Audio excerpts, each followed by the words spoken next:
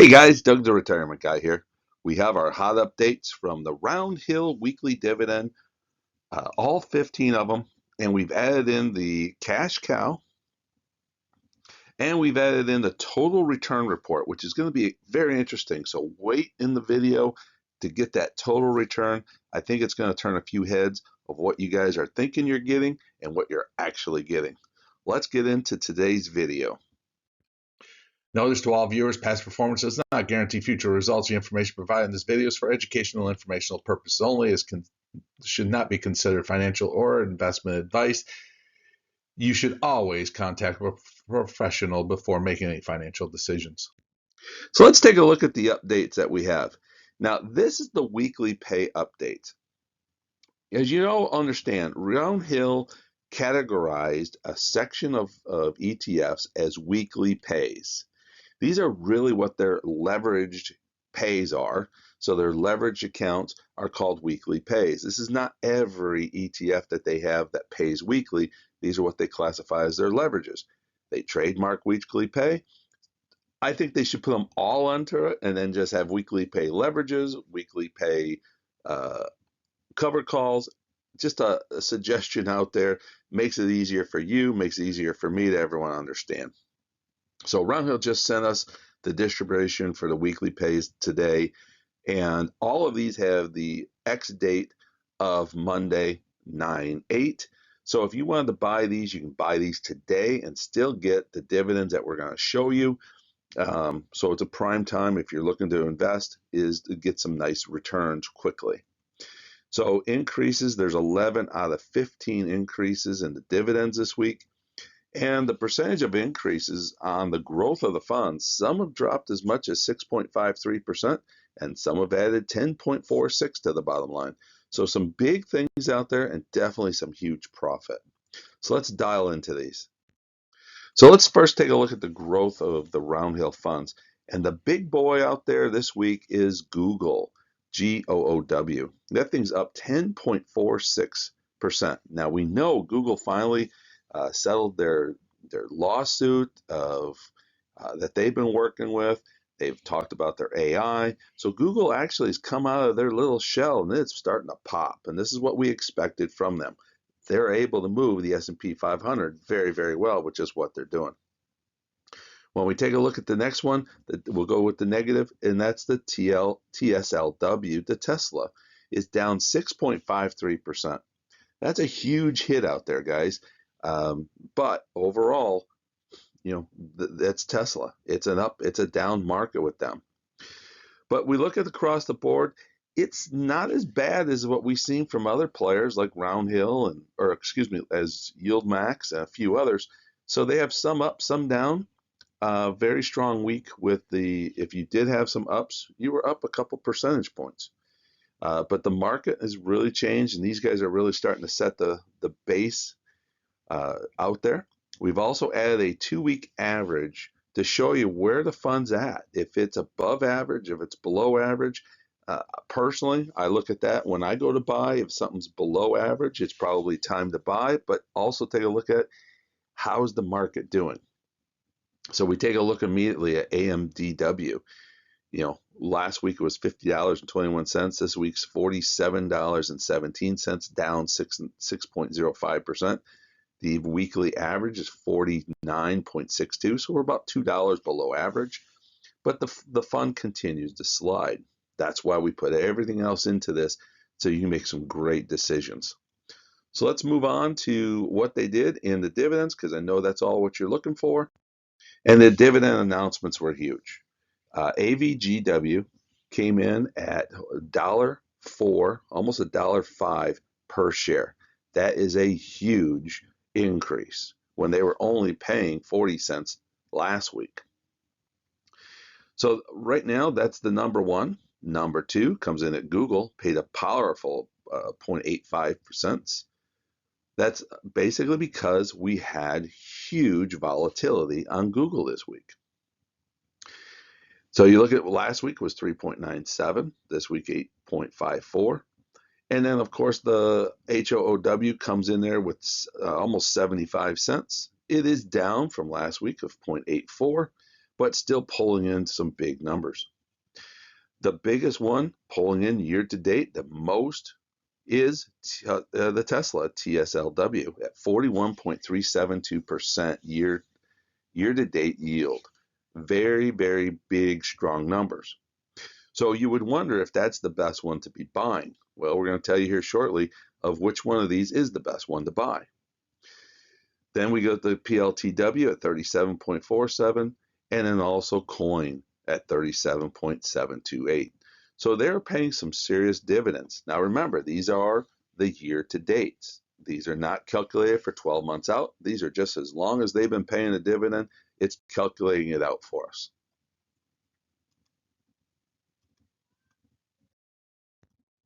So let's do a comparison now, and this will give you kind of a good answer of where is the assets under management, how many shares that they've done, and then the percentage of the dividend to the current price. And we'll start with that. AVGW shows 2.03%. You're going to see that with a huge increase of that big of a dividend. Now, will they hold that big of a dividend? I doubt it. You know, I'm not the betting man on that one. I expect it to be coming back down to ground. But I look at Google and I look at PLTW, both of those, they're probably in that same ballpark. They should be okay in that range. Definitely HOW has been paying, actually, I'd call that a little bit low for HOW. But look at their percentage that they come through. The two that I want to bring up with, though, is assets under management, and that's MSTW, and that is PLTW. Both of them dropped their assets under management. MSTW dropped over $7 million in assets under management, while PLTW dropped $6 million. Now, why is that concerning to me? Well, we know that all the Roundhills do use ROC, which is return of capital. And when we watch a drop in assets under management, that means they've had to take and sell off products. That means any of their covered calls or anything like that, they might have been picked up or bought up, all comes out of assets under management. So the less assets that they have means the less assets that they can start selling more funds or writing calls onto. So when a fund starts getting in trouble, you will always see the assets under management start to drop off. Now, what has Roundhill done to correct these? I don't think they're serious on both of these, being how big they are, $70 and $151 million. What you always want to watch is the shares. How many shares do they have outstanding? Are they adding more shares? What are they doing? Take a look at PLTW, prime example. 3.51 million shares were outstanding last week. This week, 3.54 million shares, and their assets under management went down. So that means they put more shares out there, and either people didn't buy the shares or they bought the shares, but the assets have dwindled because of what they've done in the covered calls or paying the dividends.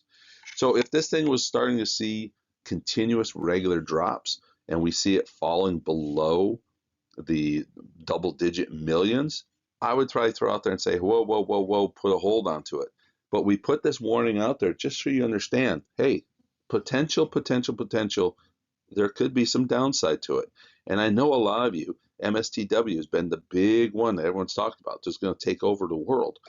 Well, guys, it's not shown to do what we really want it to do. So it's still in a prime time letting it digest. Let's get into the return of investment. As you know, there's a lot of people that go out there and invest this way. I understand it. I've done it myself. And that is put your money on the table and collect as all your basic investment back originally just from dividends. Now, we use the new dividends, and I believe we're going to probably make a change next week to doing an average on the dividends. But right now, with the current dividends being paid, you can see a VGW is only 0.946 in years. So basically 1 year. Everything else from Roundhill always sticks in that 1.5 to 2 year mark. So this is why Roundhill is not always the most popular when it comes to return on investment investing. Because the long term before you get your funds back and turn into cash cows. But overall, Like I said, there's certain funds that you can look at. HOOW, GOOW, both of those are about that year and a half marks. PLTW, year and a half mark. Tesla, year and 3/4. So there are some decent ones out there, but I'm always looking for that under that 1 year mark. So overall, not bad. Now let's take a look at what everyone's been looking for, your total return year to date. Now, this is something that we've gotten into a lot of different discussions in our Patreon side. We've gotten into different discussions on the YouTube side of it. Is people are telling us, oh my God, I'm making 40%, I'm making 50%, I'm making 100%. And it comes back into you're really not doing the true numbers without calculating out your total return. So with this, we have taken something a little bit different path because I do not want to overestimate this in any way. And that is we're going to take the dividends that have been collected and calculate the percentage so far that you have actually collected in dividends. Then we're going to take your year-to-date return so far this year. How much have you gained? How much have you lost to give us a total return? So if you remember back when we said Tesla was probably the best paying and the highest dividend collecting at 41.37%, when you take that away, their 20% loss year to date, you've really only gained 21.32%. Now, I know it sounds crazy when I say only, but someone may be out there bragging that they're getting 41% on dividends from Tesla. Technically, they're right, but their total return is only 21%. So is that the best? No, that's our number 3 account. So when we go back to coin, people will talk about coin getting 37% on coin year to date, but they've lost 22% year to date on the growth of the fund. So they're down to 15.57%, and that's our number 5. So who's the number 1 out there? And that's going to be HOOW. And technically that becomes our cash cow winner for the week. HOOW is paying that 21.74% dividend collected. They've also had a growth rate of 18.12% so far this year. And that gives you a 39.86% total return for the number 1 fund from Roundhill. Now, HOOW will also know has been on a little bit downslope. The price of the fund has been dropping. So is this a time to buy? Does this make this thing a buying opportunity? I believe it is. I think it's a part that if you want to invest and have a good solid return that you can count on, HOOW is right there. The dividend's been holding and the return's been holding. But now let's take a look at number 2, NVIDIA, NVDW. 26.65% dividend collected, 5.92% year-to-date return, which is not phenomenal, it's not great, but it gives them a total of 32.57. We talked about Tesla, and let's go to Google, GOOW. Only a 7.74% dividend collected, so it's not very strong, but look at their year-to-date return, 13.15 to get it to that 20.89% return. So to me, if you're buying number 1, number 2, you're getting above 30 plus percentage points. You're getting into 3 and 4, you're into that 20% point. And number 5 gets us down to 5%. So guys, it's a new way of looking at this again to give you a better understanding and to understand that, yeah, you may be getting here with 50, 60, 70% dividends. Oh my God, this is phenomenal. But look at your total return of what you're actually getting. Guys, it's Doug the Retirement Guy. I hope you liked the video. Give us that thumbs up. If you're not part of the family, join and hit the subscribe button. Costs you nothing to join to find out how much information we're actually giving you. And we're putting videos out every day, so you don't want to miss it. Comments? Tell us what you guys think. Do you like the cash cow? Do you like that total return? Give us your comments. Tell us what you like and don't like.